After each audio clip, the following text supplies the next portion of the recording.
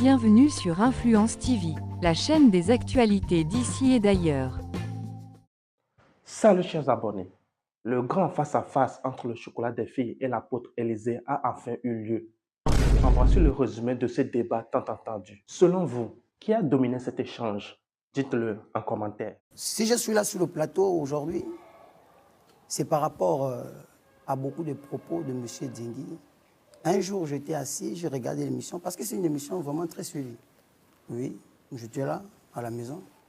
Je vois un incirconcis s'élever et dire « Personne ne peut expliquer la nouvelle naissance mieux que moi. » Mais bon, et sur une chaîne de télé, première chaîne de télé du Gabon, j'ai dit non, ça ne peut pas se faire. Parce que déjà, mon ministère, quand Dieu m'appelle au ministère, il me donne la nouveauté de vie.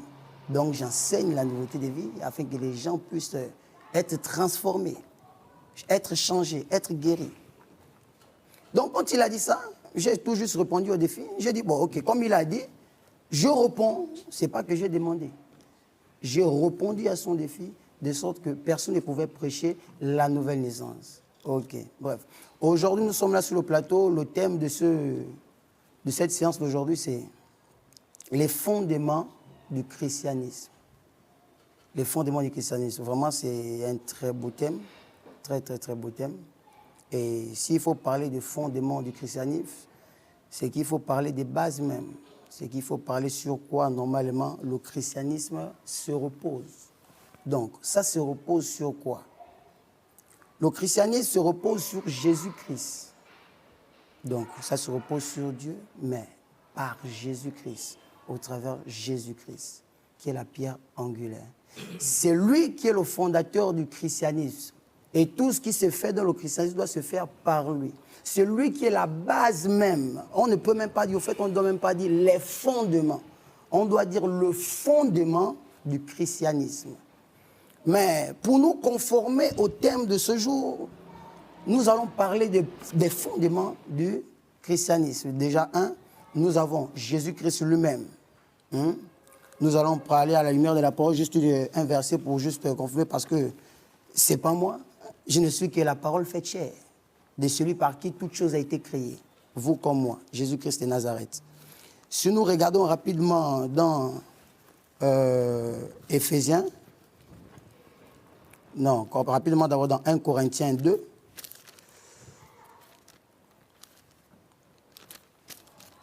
1 Corinthiens 2. 1 Corinthiens 2, 9. Non, 1 Corinthiens 2, 11.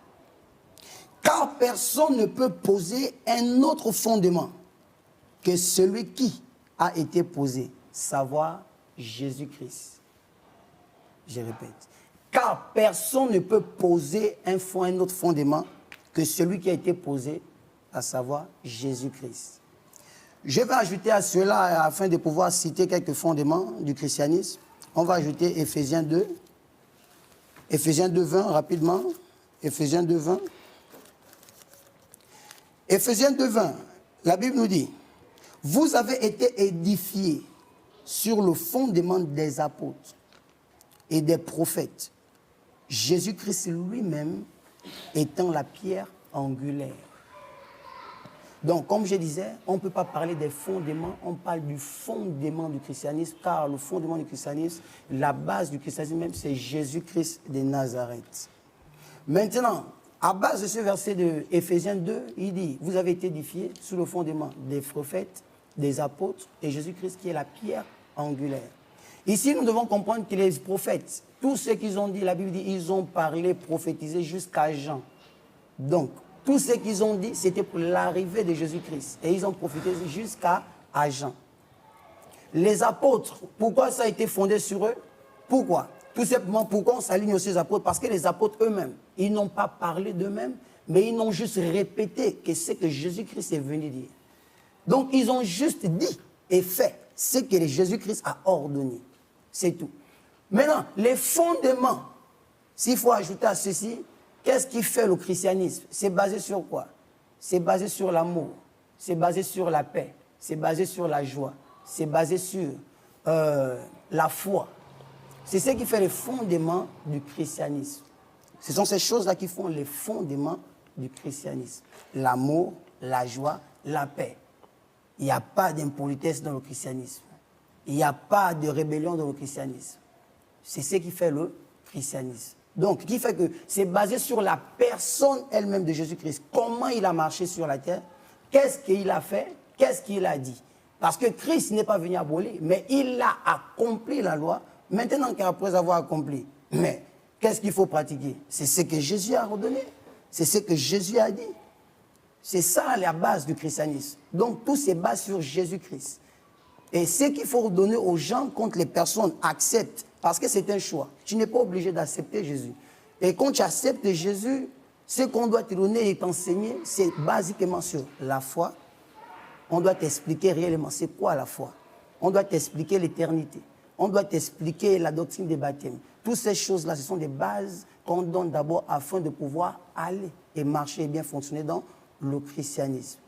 Donc c'est un peu ça d'abord, ma première partie, qui fait que c'est sur ce que nous sommes basés. Et c'est ça le fondement du christianisme. La paix, la joie, l'amour.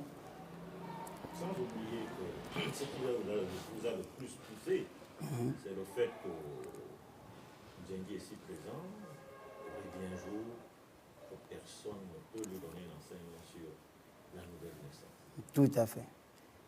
Est-ce que vous pouvez dire aux téléspectateurs et à ce monsieur en face ce que c'est la nouvelle naissance? Déjà, quand Tu as entendu ce jour-là. par rapport au débat ce jour et ce que j'ai entendu, et ce qu'il disait, ce n'est que des théories, ce sont des histoires. Parce que déjà, premièrement, personne ne peut.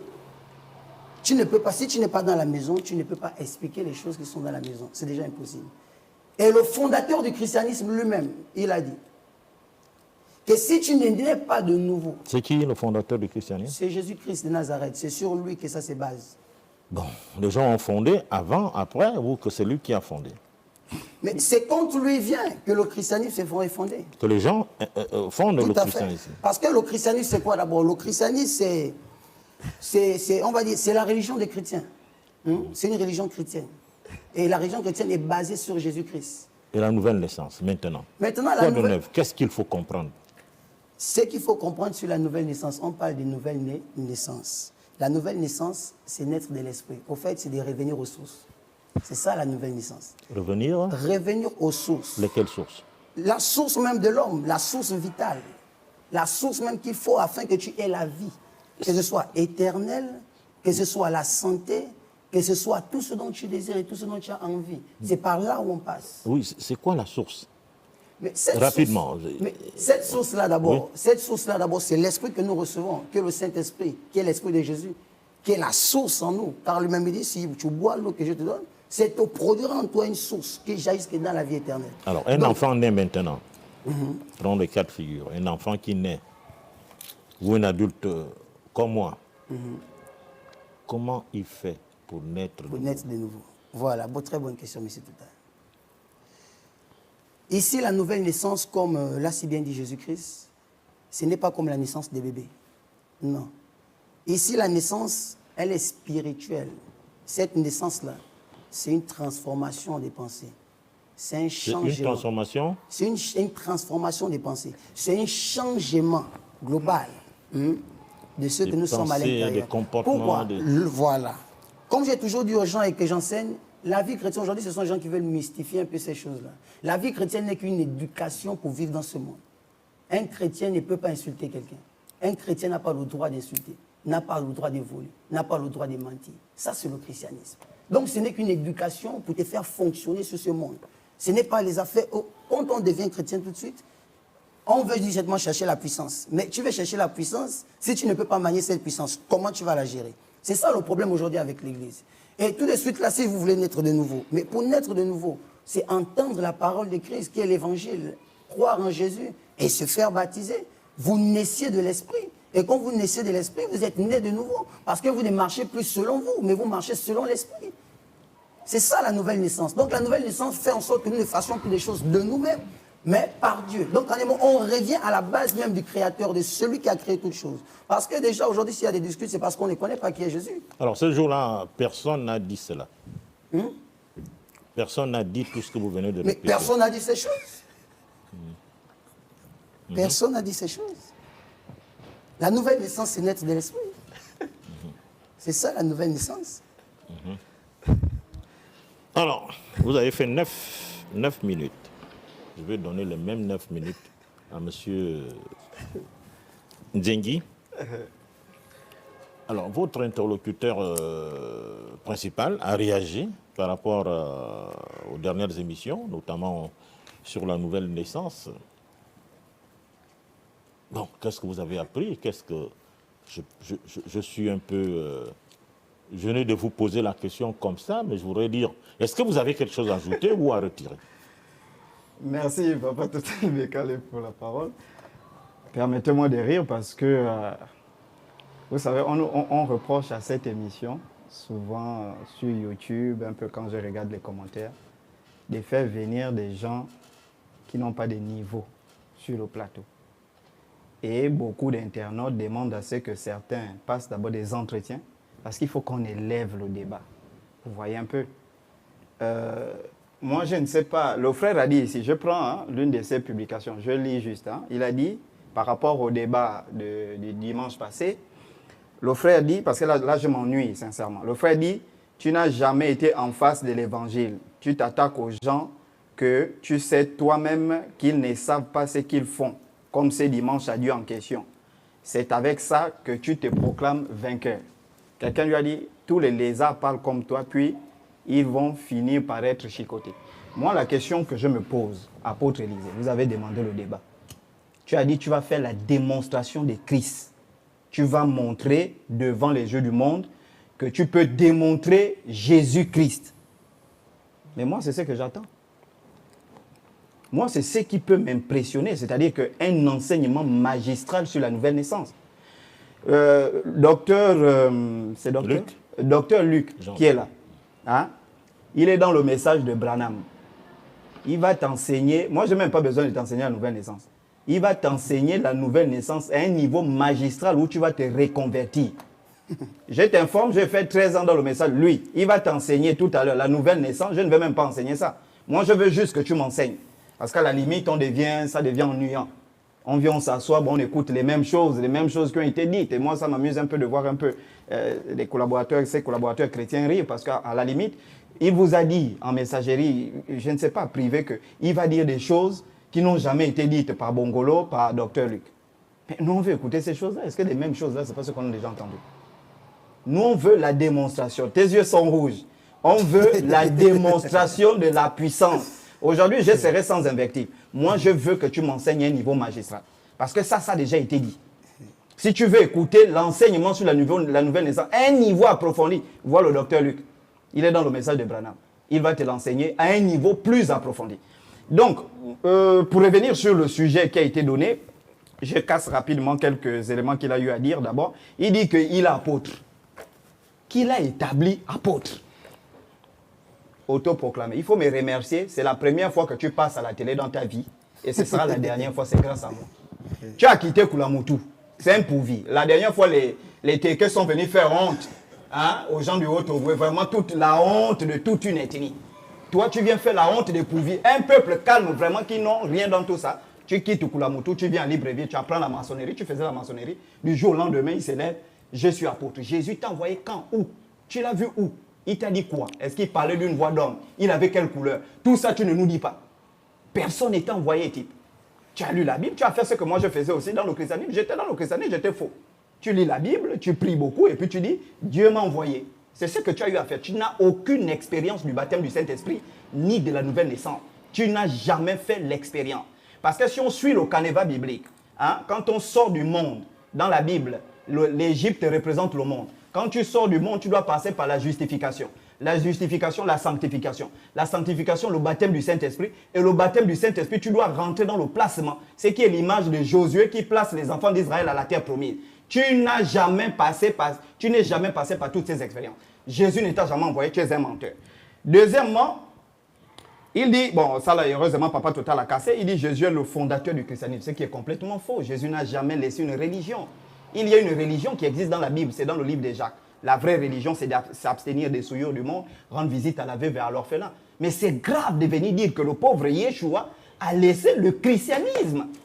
Mais c'est grave, même les pères fondateurs de ce christianisme, qu'on appelle les pères de l'Église, les saints Augustin et autres, doivent se retourner dans leur tombe quand ils t'entendent parler. C'est pourquoi quand on n'a pas un niveau de lecture, un niveau d'expérience assez élevé, ne viens pas dans les débats, mon frère. C'est plus une affaire de passer à la télévision pour se faire ridiculiser. Et tu fais la honte des pourvis. J'avance. Il dit, un chrétien ne vole pas, un chrétien ne fume pas, un chrétien ne boit pas, un chrétien n'injurie pas. Ben, je rappelle que ce pays-là est composé de 88% de la population est chrétienne. Pourtant, vers les années 2020, on était le pays, le 5e pays le plus dangereux en Afrique en matière de sécurité. Comment on va voir tous ces criminels-là alors qu'on est dans un pays chrétien? Ça là, ça sont des valeurs. Je te conseille d'aller lire les valeurs du peuple bantou. Nous, on ne vole pas. Ce n'est pas le christianisme qui nous a appris ça, à ne pas voler, à ne pas fumer. Je parle en présence d'un ancien. Même s'il est chrétien aujourd'hui, il sait que dans nos villages, on ne fume pas, on ne vole pas, on ne tue pas, on ne prend pas ce qui est autrui. Heureusement que tu es pourvu. Les pourvus font partie des gens qui ont encore la culture dans ce pays-là. Et ça, tu le sais, mon frère. Donc ça, là, ce n'est pas la Bible. Moi, je ne peux pas aller m'asseoir. Et c'est l'une des choses que je reprochais quand j'étais dans le message de Branham. Je vais aller m'asseoir, c'est pour qu'on me dise, ne bois pas, ne fume pas, ne te masturbe pas. Mais ça, ce n'est pas la spiritualité. Ça sont des valeurs morales. Ces valeurs morales-là, ça, c'est que quelqu'un peut apprendre. Mon grand frère, on peut apprendre ça à son enfant. Ne vole pas, dis bonjour à tonton Bongolo, dis bonjour. Ça, c'est pas, je ne vais pas aller dans une église pour qu'on m'enseigne ça. Hein? Donc, je reviens maintenant sur les fondements doctrinaux. Bon, je ne vais pas rentrer en profondeur parce que moi, je veux juste qu'il me démontre l'esprit et puis je vais réagir. Mais pour revenir déjà, même dans le thème qu'on te donne, ton propre thème du christianisme, tu es hors sujet.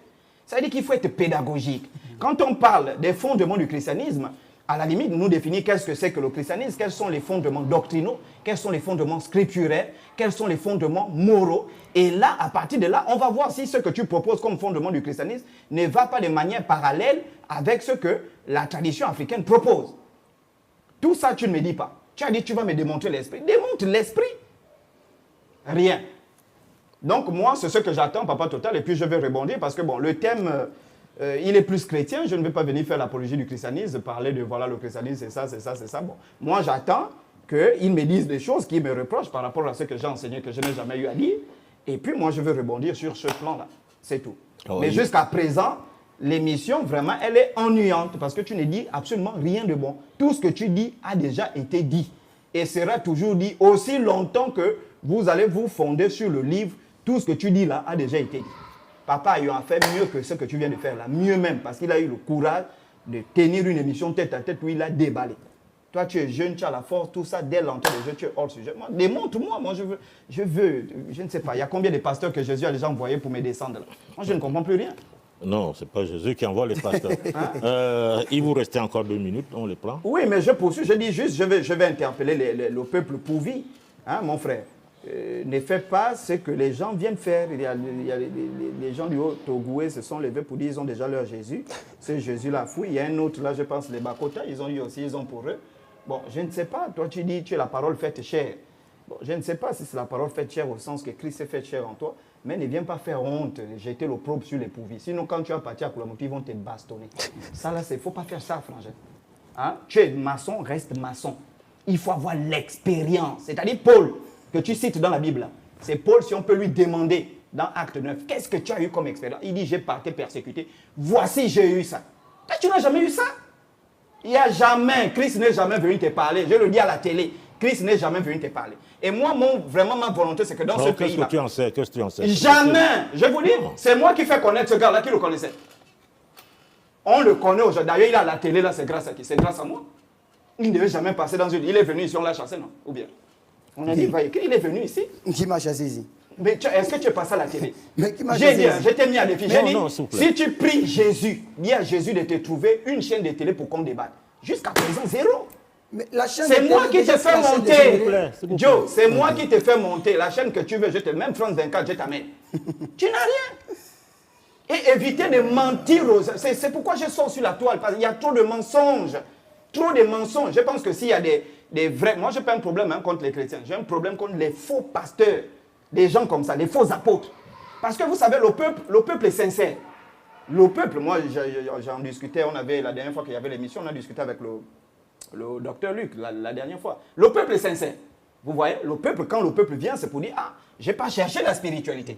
Mais le peuple va trouver un individu comme ça, qui a fouillé Kulamoto, qui arrive, il est aide-maçon, et il travaille, il partage un peu l'évangile entre les aides-maçons. Il partage un peu, Jésus a dit ça, après, paf, il se lève, peuple de Dieu, je suis apôtre. Jésus t'a établi apôtre. Dis-moi le jour. Moi, quand j'étais chez les branhamistes, on m'a dit, le jour que tu reçois le baptême du Saint-Esprit, c'est un jour que tu n'oublies pas. Tu l'as croisé où? Quand? Même Kakou Philippe sait le jour que Dieu lui a parlé. Jonas Wengele sait le jour que Dieu lui a parlé. Toi, il t'a parlé quand? C'était où? Il était habillé comment? C'est une voix d'homme. C'est bon. Non, on va revenir. Il y a une chose aussi que je vais casser là. Son parlant en langue qu'il fait toujours là. Je vais démasquer ça. Il est faux. Et on parlera de ça à la fin, vers la fin. Skaya Manouche. La Soutaya. Oui. C'est ça là que tu veux casser. Oui, je vais casser ça tout à Les l'heure. bras sous ça. Je vais casser. Ses yeux sont rouges. Filme-moi les yeux de ce gars-là. Caméraman, filme les yeux. Tu vas pleurer sur le plateau. Déjà, vous me rectifiez là ce jour. Jamais on m'a chassé ici à Cabine Télévision. Parce que quand je suis arrivé, j'ai souhaité vous rencontrer. Vous n'étiez pas. Je vous ai appelé. Voilà. Et si je suis là, c'est par la grâce de Dieu. Non, c'est grâce à moi. Il n'y a pas de Dieu. C'est moi ton Dieu. Si je suis là, tu as ta bonne télévision, c'est grâce à moi. C'est moi qui parle, c'est pas toi qui as la parole. C'est moi ton Dieu. C'est moi qui ai la parole, c'est pas toi qui as la parole. Il faut me remercier, ne remercie pas Dieu. C'est moi qui ai la parole. Dis, je suis ici grâce à M. Dengue. Il faut comprendre que si je suis là, c'est pas grâce à Dieu. Hein? Si je suis là, c'est grâce à Dieu. Est-ce que tu comprends? Voilà. Parce que même d'abord, le plateau que j'ai trouvé, on a demandé là-bas qu'il a demandé si c'est 1 million. Oui, c'est combien de millions? Quel plateau? Je vais demander, ici? je vais prendre, non, pas ici. J'avais appelé, je vais un peu taire la chaîne. Il dit, ben, la personne avec qui vous voulez débattre, oui. il demande de l'argent, il m'attend. Je vais débattre avec lui, je vais donner l'argent par rapport à quoi? Qui dit quoi de beau? Que je vais venir lui payer pour que débattre avec lui. Qu'est-ce qu'il raconte? S'il retourne à la tradition, bon, ok. Maintenant, ici, sur les choses qu'il est en train de parler, déjà, le problème, c'est que, voici ce qui fait problème. Ce qui fait problème, c'est qu'on ne connaît pas qu'est-ce qu'est et qu'est-ce qu'on appelle chrétien. Quand on a dit chrétien, déjà pour la première fois, quand on appelle les gens chrétiens, c'était dans Actes des Apôtres à Antioche. Et c'était les disciples qu'on a appelés chrétiens. Et pourquoi on les a appelés chrétiens? On les a appelés chrétiens parce qu'on a vu la ressemblance de Christ. On a vu comment ils faisaient comme Christ. On a vu comment ils parlaient comme Christ. Ils impactaient comme Christ. Mais aujourd'hui, tu as pris la Bible un dimanche, tu es allé à l'église, ça fait 1 mois, on te dit tu es chrétien. Non, non, non, non, tu n'es pas chrétien.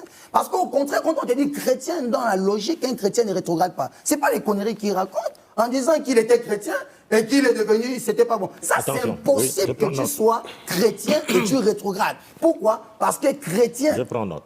Quand tu es déjà chrétien, c'est que tu as été disciple. Au point où tu es en train de faire comme Christ et tu ne peux pas être comme Christ. Faire comme Christ, être dans la gloire et retourner derrière. La nouvelle naissance. Revenons.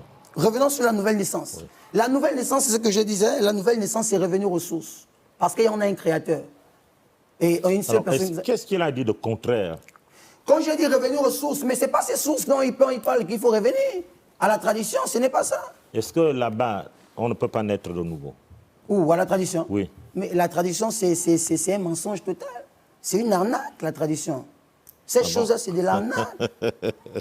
Là-bas, c'est... Au fait, je vais taire, je n'ai pas envie de trop parler sur ce côté. Non, il faut développer. Voilà, je n'ai pas envie de trop parler sur ce côté. Comme ça, mais c'est comme un peu, je vais prendre un peu sur une vidéo, une de ces vidéos que j'ai suivies, d'où j'ai regardé, où il pouvait dire que les chrétiens, il y a je ne sais pas, il y a quelqu'un qui a dit, quand on amène un mouton ou encore une poule, quand la tradition demande ça, c'est que il y a quelqu'un qui a dit que c'est l'âme de quelqu'un qu'on veut mettre dedans. Mais c'est une réalité.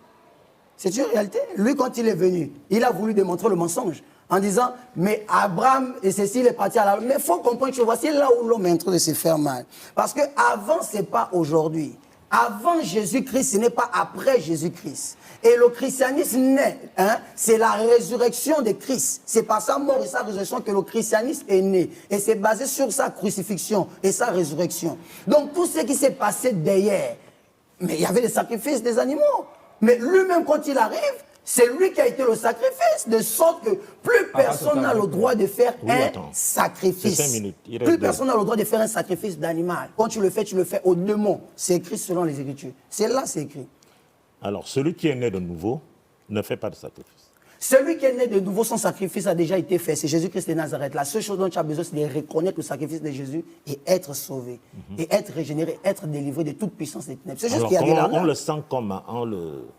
On le vit comment? Mais on le vit comment? Pour le vivre, il suffit d'abord d'accepter, croire. Quand tu acceptes, tu crois, tu t'es fait baptiser. La Bible dit tu reçois le baptême dans le Saint-Esprit. Donc, la chose qu'il dit, il dit, allez, prêchez la bonne nouvelle à toute la création. Et à tous ceux qui croiront seront sauvés.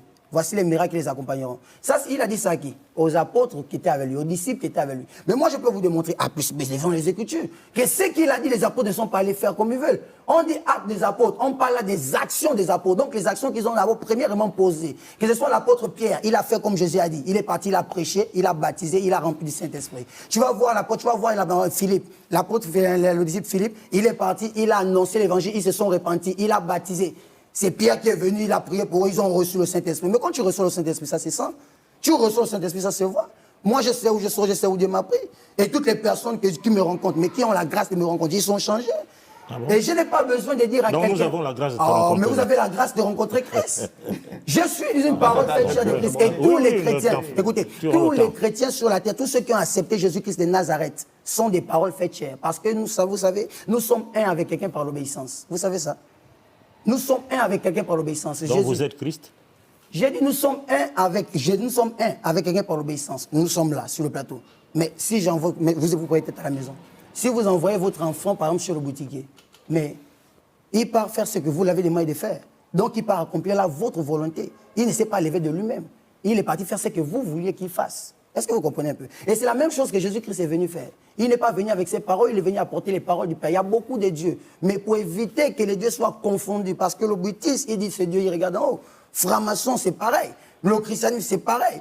Maintenant, pour définir qui est le vrai Dieu, voilà pourquoi Jésus-Christ est arrivé. En son nom, tout genou fléchit, dans les cieux, sur la terre et sous la terre. C'est par là qu'on définit qui est le vrai Dieu. C'est comme ça. Qui fait que tous ceux que j'ai rencontrés, tous ceux qui ont eu la grâce de me rencontrer, mais 3 mois et beaucoup, les vies ont changé, s'est transformé. Ça, qui ont eu la grâce de je n'ai pas besoin, je n'ai pas besoin de vous dire. Vous dites ça un peu trop vite. Oui, je n'ai pas besoin. Ceux qui ont eu la grâce de te rencontrer. Ceux qui ont eu la grâce de me rencontrer. J'ai dit bien la grâce de me rencontrer. Autrement dit, rencontrer de Dieu au travers de moi. Donc rencontrer l'évangile. Parce que je ne suis qu'une parole faite chair. Je ne parle pas de moi-même, je parle de ce qui est écrit. Et ce qui est écrit est vrai parce que ça m'a sauvé. Et ça m'a changé. Parce que je sais où je sors. Je suis le genre de personne que si j'ai dit aujourd'hui, là j'ai changé, que j'étais aux États-Unis ou que j'étais dans un autre pays, en montant des 100 personnes de mon quartier ne devait accepter ça. Parce qu'ils savent ce que je faisais, qui j'étais. Mais quand Dieu me sauve, voilà, je suis encore là. Qu'est-ce que tu faisais? Mais qu'est-ce que je faisais? J'étais dans le banditisme, comme on voit les autres, les braquages et autres. C'est dans ce que j'étais. Tu as cessé? Mais ça fait 10 ans aujourd'hui, je vous dis que moi-même, la cigarette est là au sol. Je dors la cigarette à côté. Ça fait 10 ans aujourd'hui. Plus de 10 ans même. Hein? Plus jamais une cigarette dans la bouche.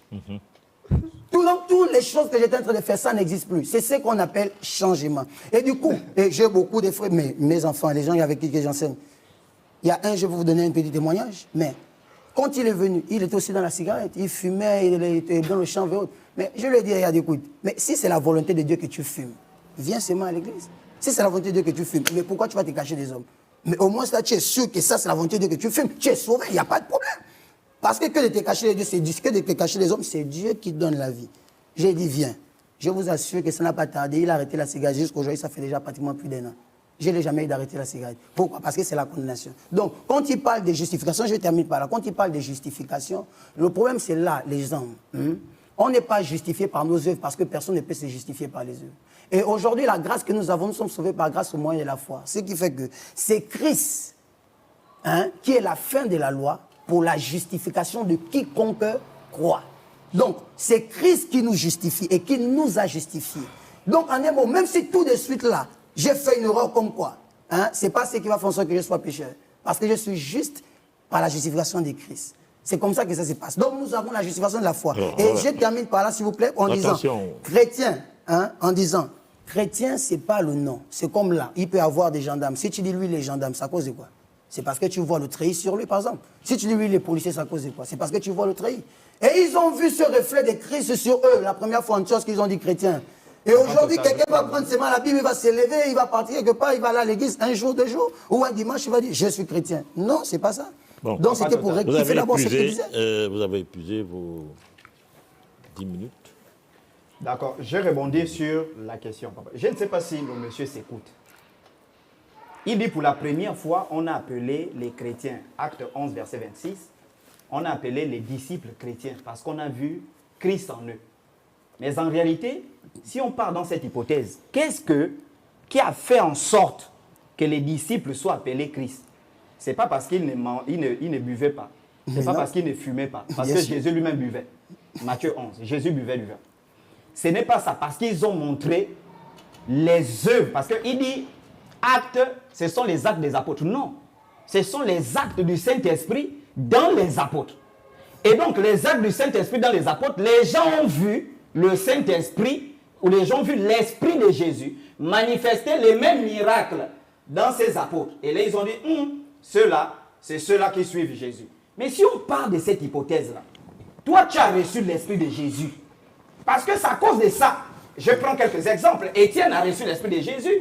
Il a fait la démonstration de la puissance. Il a été lapidé. Et parmi les gens qui le lapidaient, il y avait Paul. Paul a reçu l'Esprit de Jésus. Il a fait tant de miracles dans les actes des apôtres. Pierre a reçu l'Esprit de Jésus. Il est parti au temple. Il y avait quelqu'un qui mangeait là pendant que Jésus venait. Même la personne était là. Mais quand Pierre a reçu l'Esprit de Jésus, il est venu, il a dit, je n'ai ni or ni argent. Ce que j'ai, je te donne. On suppose que toi, tu as reçu le même esprit, apôtre Élisée. Parce que si tu portes le nom apôtre, ça veut dire que tu es envoyé. Et tu es envoyé par qui? Par Christ. Ça veut dire que tu dois manifester les mêmes œuvres de Christ. Tout à fait. Avoir reçu le Saint-Esprit, ce n'est pas je ne fume pas, je ne bois pas, je ne souille pas mon corps. Je vais te démontrer tout à l'heure. Tu as dit, avant je fumais, je ne fumais plus, j'ai braqué. L'oiseau rat braqué avant. Aujourd'hui, il ne braque plus. Sa vie a été changée à cause de la musique. Donc, en matière de vie changée, ce n'est pas le christianisme qui change la vie. Je peux te montrer plusieurs cas de personnes dont la vie a été changée pour une chose. Je vais t'informer qu'il y a beaucoup de gens dont la vie a changé à cause de TikTok. Il y a des gens qui volaient, qui ne volent plus à cause de TikTok. Il y a des gens qui fumaient, qui ne fument plus à cause de YouTube. Donc, ce que tu racontes, ce sont des mensonges. Moi, je veux que tu dises aux Gabonais, j'ai reçu le même esprit de Christ. Je suis apôtre. Voici le nombre de malades que j'ai guéris à l'hôpital psychiatrique de Mélène. La gendarmerie est là. On demande l'autorisation au procureur de la République, on t'amène à Mélène. Tu n'as pas fait la démonstration. Je n'ai ni or ni argent, mais voici, j'impose les mains. À chaque fou, les fous sont guéris. Jamais. L'hôpital militaire est rempli de gens qui ont le VIH, rempli de gens qui ont le cancer. On ne te voit pas aller faire la démonstration de Christ. L'hôpital, je ne sais pas quoi là, le CHU, hein, c'est ça non? L'hôpital de Libreville est rempli de personnes malades. On ne t'a jamais vu aller faire la démonstration de puissance. Vos démonstrations de puissance, c'est sur les églises, dans les réseaux sociaux. Non, si tu as reçu l'esprit de Christ, mais fais la démonstration de la puissance de Christ. Et l'on saura que l'esprit qui est en Christ est dans Élisée. Mais chose que tu n'as jamais faite, c'est qui prouve que tu es faux. Mais je te dis la vérité, je reviens encore, on est où?